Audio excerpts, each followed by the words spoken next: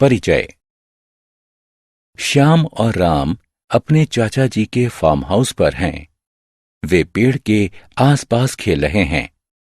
वे पेड़ पर लगे पके अमरूदों को देखकर खुश हैं। क्या हम कुछ अमरूद खा सकते हैं चाचा जी? बिल्कुल बेटा, मैं तुम दोनों के लिए अमरूद लाता हूं।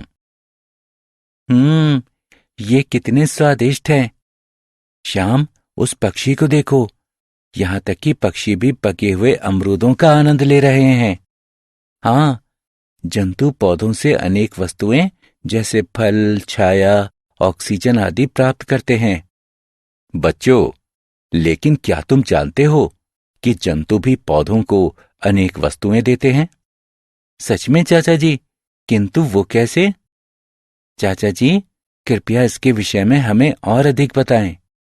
तो ठीक है, आओ मैं तुम्हें सजीव वस्तुओं की एक दूसरे पर निर्भरता के विषय में विस्तार से बताता हूं। आओ सीखें। पौधों और जंतुओं की एक दूसरे पर निर्भरता का वर्णन करना। पौधों और जंतुओं की निर्भरता वाले कारकों की सूची बनाना। वनों की विशेषता का वर्णन करना। वनों के कटाव से होने वाले दुष्परिणामों की चर्चा करना। वन और वन्य जीवन सुरक्षा की चर्चा करना। क्या पौधे जंतुओं पर निर्भर होते हैं? पौधों से जंतुओं को भोजन, ऑक्सीजन और आश्रय प्राप्त होता है। क्या वे इसके बदले में पौधों को कुछ देते हैं? हाँ, पौधों को अपना भोजन बनाने के लिए कार्बन डाइऑक्साइड की आवश्यकता होती है। जब जंतु सांस बाहर छोड़ते हैं तो वे कार्बन डाइऑक्साइड निकालते हैं, जो कि पौधों को प्रकाश संश्लेषण की प्रक्रिया द्वारा उनका भोजन बनाने में सहायता करती है। बीज प्रकीर्णन द्वारा अपने बीजों के विकास के लिए पौधे पूर्ण रूप से जंतुओं पर निर्भर रहते हैं। क्या आप जानते हैं कैसे? फूलों से मकरंद चूसने के लिए जब अनेक कीट, मक्खियां और तितलियां उनके ऊपर बैठते हैं तो उनके परागकण उनके पैरों के निचले भाग से चिपक जाते हैं।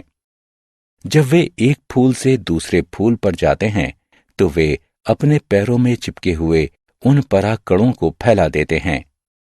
फलों का चमकदार मीठा गूदा पक्षियों और जंतुओं को अपनी तरफ आकर्षित करता है। पक्षी और जंतु फलों को खाते हैं और बीजों के प्रकीर्णन में सहायता करते हैं। इस तरह जंतु पौधों के अस्तित्व को बनाए रखने में और उनके फलने फूलने में सहायता करते हैं। वन तथा वन समष्टियां। क्या आपने इन लोगों को देखा है? जी हां, ये आदिवासी हैं। आदिवासी लोग पेड़ों की पत्तियों और फलों को एकत्रित करते हैं। आदिवासी वन्य पदार्थों जैसे गोंद, कायिक पौधे, औषधि वाले पौधे और शहद आदि द्वारा अपनी जीविका कमाते हैं। वे वनों में पाए जाने वाले विभिन्न प्रकारों के पौधों से अपना भोजन और औषधियां प्राप्त करते हैं। आदिवासी कुछ पेड़ों जैसे बरगद और पीपल की पूजा करते हैं। पेड़ों के प्रति ये आदर पेड़ों के संरक्षण में सहायता करता है। वनों का महत्व। श्याम वन की हरियाली को देखकर अति उत्साहित है। वनों से हमारे जीवन को अनेक लाभ मिलते हैं। आओ इनमें से कुछ लाभों के बारे में जानते हैं। वायु। वन ऑक्सीजन को निकालकर वायु को शुद्ध बनाते हैं। औषधि। वन में पाए जाने वाले अनेक पौधे औषधियों के स्रोत हैं। उनके लगभग सभी भागों जैसे जड़ों, छाल और पत्तियों का औषधीय मूल है। जल। वन बारिश के जल के बहाव को कम करके और उसे छानकर जल की गुणवत्ता को सुधारते हैं। वे जल विभाजकों की भी रक्षा करते हैं। लकड़ियां। फर्नीचर, जहाज और घर बनाने के लिए हम वनों से लकड़ियां प्राप्त करते हैं। भोजन के उत्पाद। वनों से हम विभिन्न किस्म के फल और शहद प्राप्त करते हैं। छाया। चारों तरफ की वायु और भूमि को ठंडा करके वनों के पेड़ों की छाया पृथ्वी के ताप को कम करके इसे ठंडा रखने में सहायता करती है। ठंडक। वाष्पीकरण और वाष्पोत्सर्जन के दौरान वन सौर ऊष्मा को अवशोषित करने में सहायता करते हैं। कार्बन डाइऑक्साइड का स्तर। ये कार्बन डाइऑक्साइड के स्तर को बनाए रखते हैं और इस प्रकार से पौधों की वृद्धि को बढ़ाते हैं। स्थानीय जलवायु। ये स्थानीय जलवायु को बनाए रखने में सहायता करते हैं और इस प्रकार से जलवायु में होने वाले बदलाव से भी लड़ने में सहायता करते हैं। आओ खेलें।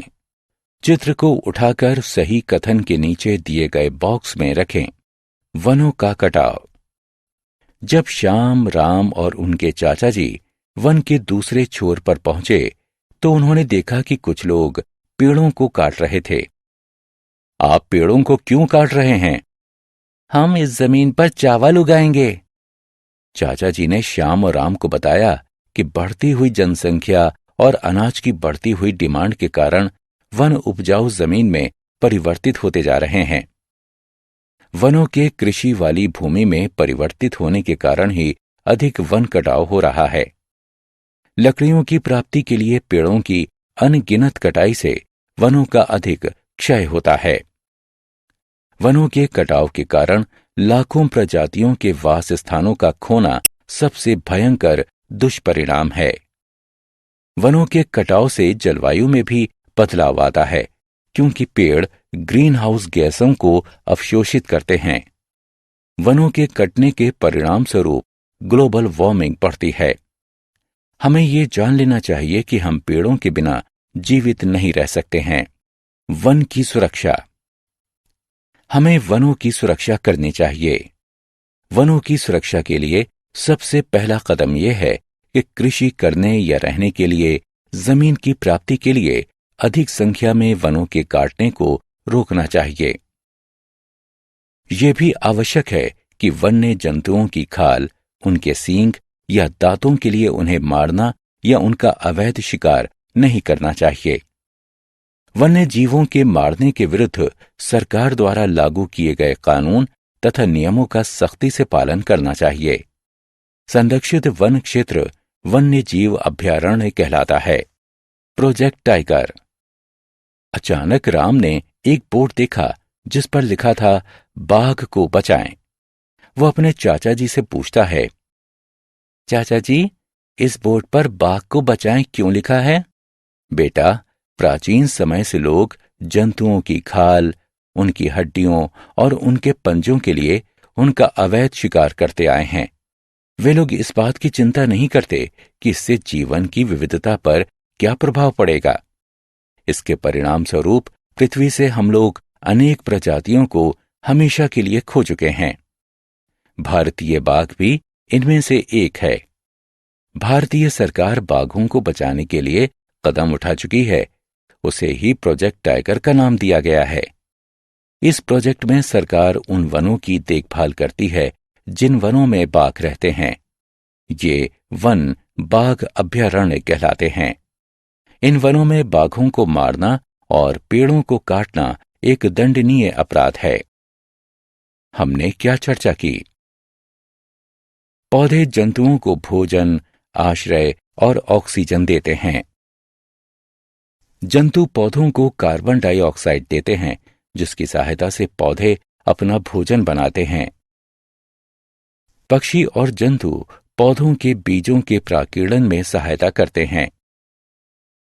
आदिवासी वन्य पदार्थों जैसे गोंद, कायिक पौधे, औषधि वाले पौधे और शहद आदि द्वारा अपनी जीविका कमाते हैं।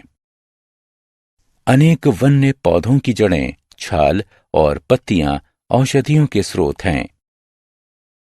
फर्नीचर, जहाज और घर बनाने के लिए वनों से हम लकड़ियां प्राप्त करते हैं। वनों से हम विभिन्न किस्म के फल और शहद प्राप्त करते हैं। वन सौर ऊष्मा को अवशोषित करने में सहायता करते हैं। हम वनों को निम्न प्रकार से बचा सकते हैं। उपजाऊ भूमि को विकसित करने या रहने के लिए पेड़ों की अंधाधुंध कटाई को रोकना चाहिए। वन्य जंतुओं को उनकी खाल, सींगों या दांतों के लिए उन्हें मारना या उनका अवैध शिकार नहीं करना चाहिए।